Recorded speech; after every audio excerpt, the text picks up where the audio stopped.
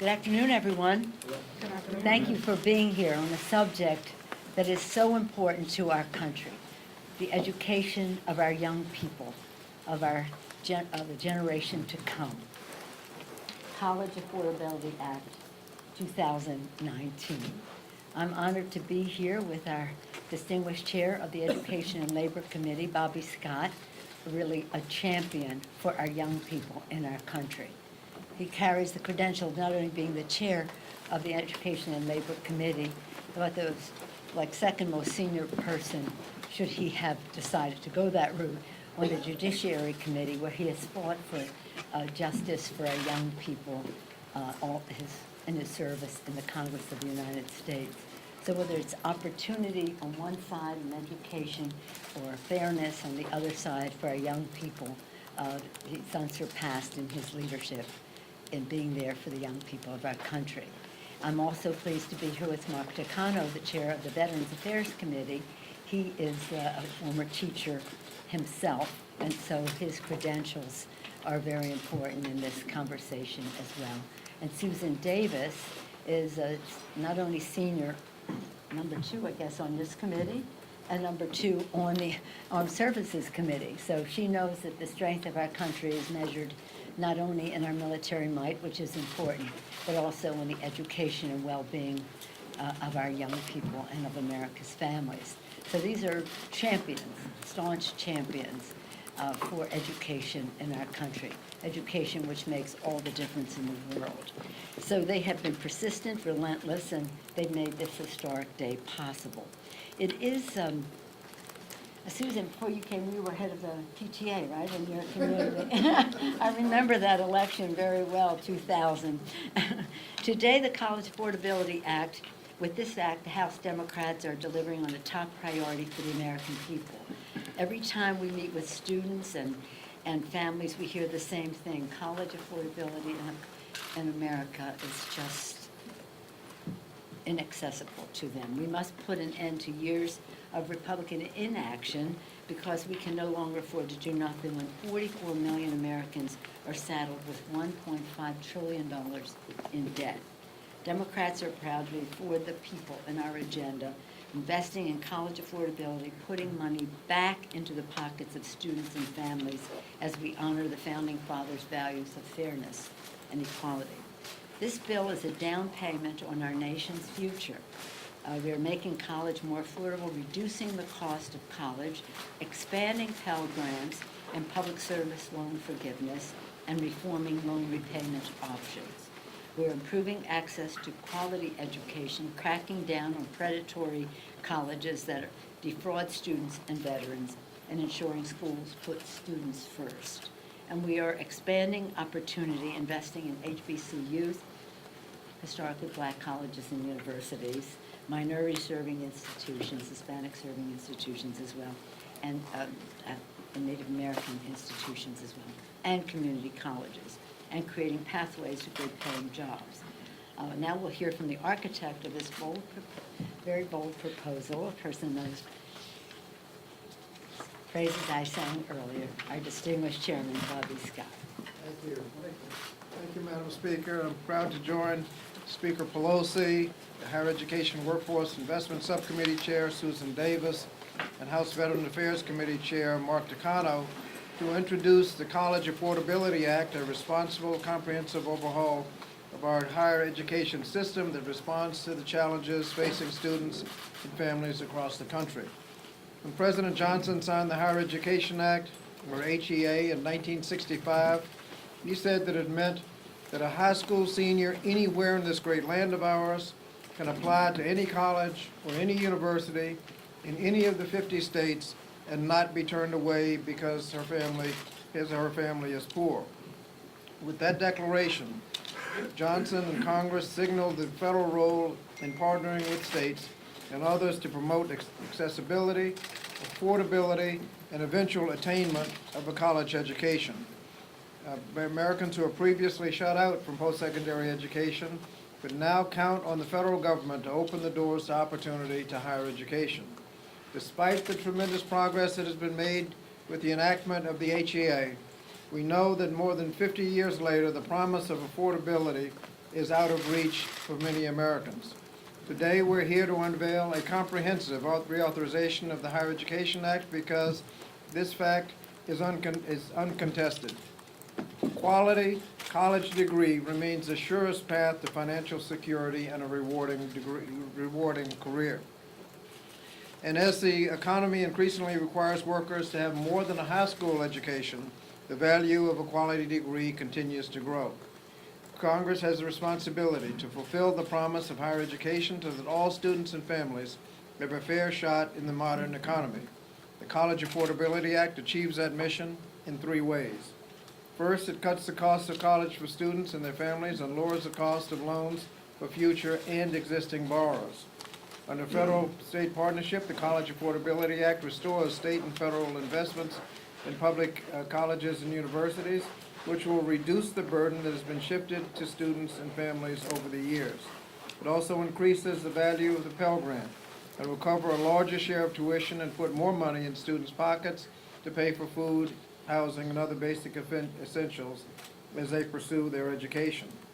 This is a down payment towards tuition-free public education in the future, but the immediate effect will have fewer students borrowing money to pay for college. For those that do take out loans, those loans will be cheaper to take out, simpler to understand, and easier to pay off. The bill also helps existing borrowers lower their monthly and total payments through more generous repayment plans and allows them to refinance at today's interest rates, and both improves and expands the public service loan forgiveness program. The second major plank in the proposal is focused on improving the quality of higher education by holding schools accountable for student success. The College Affordability Act cracks down on predatory for-profit colleges that defraud students, veterans, and taxpayers. Under our proposal, schools that cause a large share of the student loan defaults and spend more on marketing and lobbying than instruction would lose access to taxpayer money. The bill also restores the Obama-era consumer protections, which are currently being rolled back by the President administration and that provide relief for defrauded borrowers and hold career programs accountable for keeping the promises they make to students. The third and final piece of our proposal is focused on giving a new and more diverse generation of students the flexibility and support they need to succeed. The College Affordability Act expands students' access to high-quality programs by making Pell Grants available for short-term programs where they can quickly build their skills in high-demand jobs and move quickly into the workforce. It helps improve graduation rates by providing stronger wraparound services to keep students in school and on track, including campus-based childcare and small grants to help students with financial emergencies. And we invest in critical institutions that enroll students enroll underserved students by providing record levels of support for community colleges as well as historically black colleges and universities and other minority-serving institutions. In sum, the College Affordability Act is a responsible proposal which can and should pass today. The College Affordability Act contains nearly 30 bipartisan bills and was informed by 5 bipartisan hearings about key issues in higher education.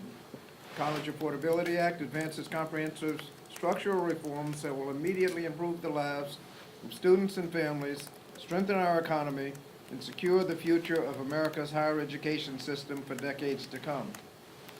I'd like to thank members of the committee for their work over the past 10 months to produce a thoughtful, comprehensive bill. And I look forward to getting this bill marked up in committee and getting it to the floor for passage. And now it's my pleasure to introduce the chair of the subcommittee on higher education, workforce investment, the gentlelady from California, Congresswoman Susan Davis. Good afternoon. First, I just wanted to thank Chairman Scott for all of his hard work on putting this bill together. Congress, as you probably know, has not passed a full reauthorization of the Higher Education Act in over a decade. It takes a great deal of commitment from a chairman to even attempt such an ambitious project. I also want to thank all of my colleagues from both sides of the aisle on the Subcommittee for Higher Education and Workforce Investment for participating in the numerous hearings that we held leading up to today. When Democrats took back the majority, we promised to return to regular order, to a more open process, a process where all sides of the debate could be heard, and I think that's exactly what the chairman has done. We're here today for one reason, one important reason. We think about the students, we think about the future of this country. And that's because we believe that the federal government can and must be part of helping to train our workforce of the future. The fact of the matter is that 2 out of every 3 jobs in today's economy require more than a high school education. But less than half of Americans aged 25 to 34 have a post-secondary credential. The College Affordability Act will help fill the demand for skilled workers, but better aligning, talked about this, better aligning our higher education system to meet the needs of the modern economy. It does this by both expanding and increasing the flexibility of the single most important tool in combating inequality in higher education, the Pell Grant. You all know about Pell Grants, I'm sure. Specifically, the College Affordability Act will allow Pell Grants to be used for high-quality, short-term programs that can launch graduates into successful careers while also giving them a path to a 2 or a 4-year degree. We know that not every student follows the same journey before earning a degree, and that is why it's so important that we allow Pell to match the needs of the modern student, where some are raising families and need access to short-term training that will result in an immediate raise in wages. But while we believe improving access is key, we know that this cannot come at the cost of accountability. And that's why the College Affordability Act requires college accreditors to evaluate schools using student outcomes in completion and workforce participation. And it cracks down on low-quality skills programs that provide students meaningless credentials that have no value in the job market. We don't want students spending their time on those kind of programs. It is these twin goals of increasing both affordability and accountability, and doing so at the same time, which drives all the various changes included in the College Affordability Act.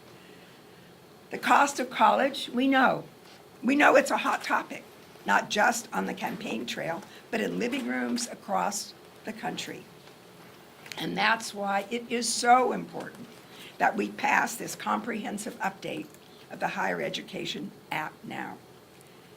There may be time later for radical changes to the way we approach higher education, but we cannot even get there if we do not first update Pell for the 21st century and reform our outdated accreditation, which no longer performs the accountability backstop that it needs to. I want to thank the chairman again, and the committee and the staff for all of their hard work, and I now want to introduce Mark Takano, who is the chairman of the Veterans Committee, has also been a community college trustee in California.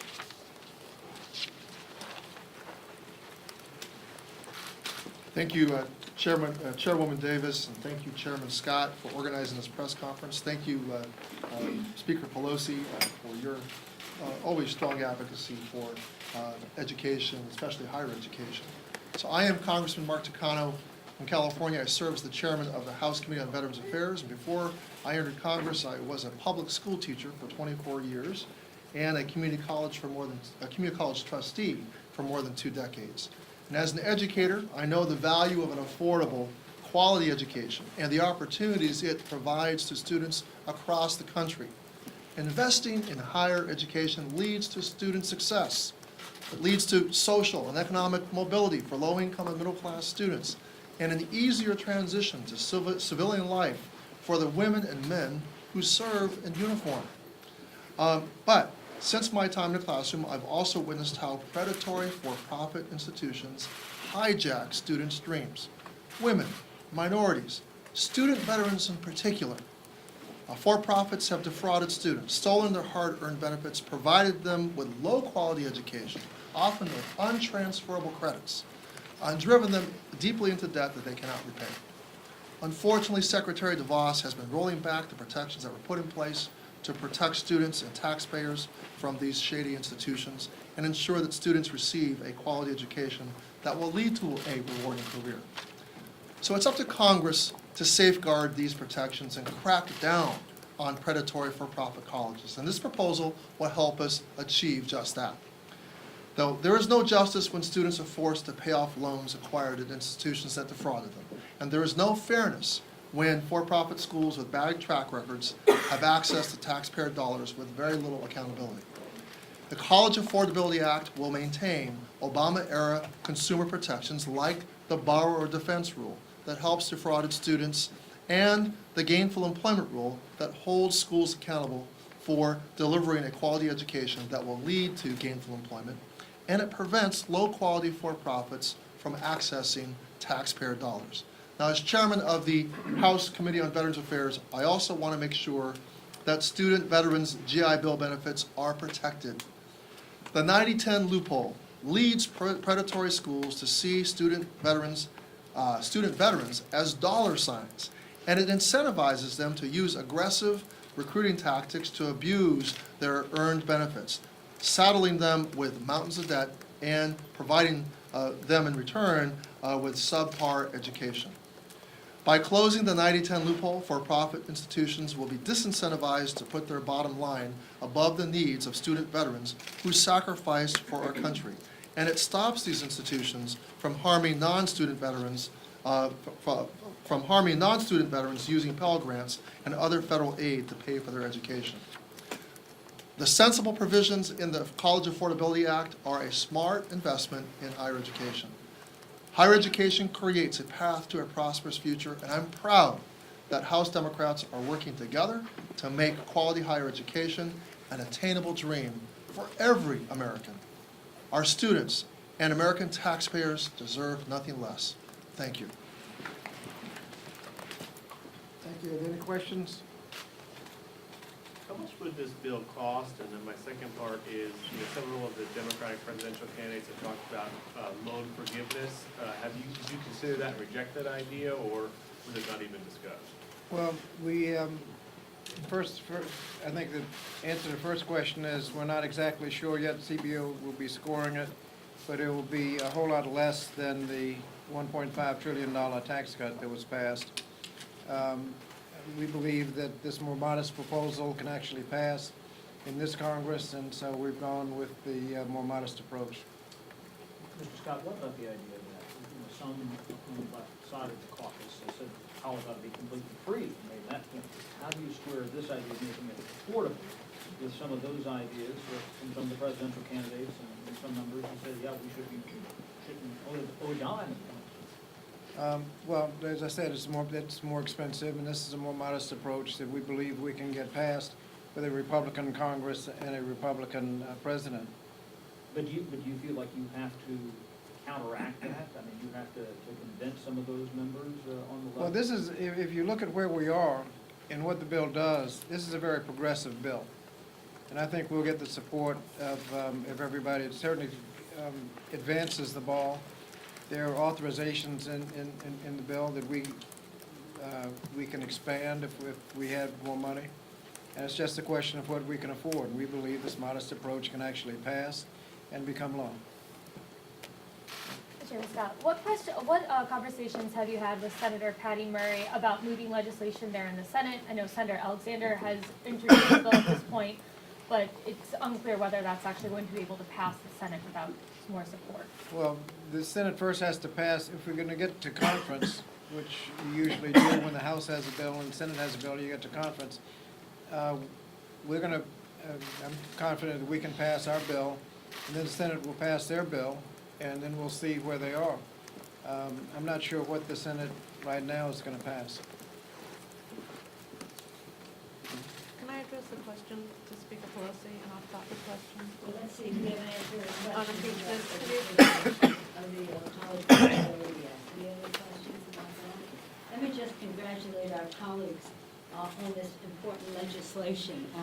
It is focused and targeted to help those for whom it will make a big difference as to whether they will attend higher education. I'm particularly excited about the community college aspects and Hispanic serving and HBCUs as well in the bill. Many of our young people need skills in order to, again, increase their income, the wages that they will receive, the salaries they would hopefully come into, and this is a path to that. I also want to say that in the campaign last year, our agenda was for the people.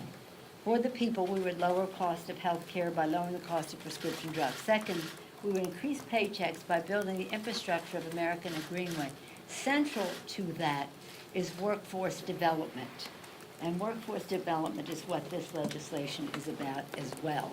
At whatever level our young people want to participate, whether it's in the trades and then go on from there. So this is very, very important, not only in the to address the aspirations of our young people, but also for the success of our country, our competitiveness globally, but also building the infrastructure of America with our own well-trained workforce, increasing their paychecks. So thank you, Mr. Chairman, for that. Thank you, Congresswoman Davis, Madam Chair as well, Congressman, Mr. Chairman of the Veterans Affairs Committee. Yes, ma'am. So, Madam Speaker, do you expect to hold a formal vote to authorize? I'll be impeachment talking about that inquiry? later today, after I meet with my colleagues. Will you So speak about it if you come publicly? Tonight, you can join us after I meet with my members. Madam Speaker, you've talked about the importance of bringing the public along on impeachment. Do you believe the closed-door hearings and depositions over the last couple of weeks have done that? I believe the judgment of our committee chair, Mr. Adam Schiff, has served the country well in protecting our Constitution. I'll talk to you later. Thank you all very much. Thank you.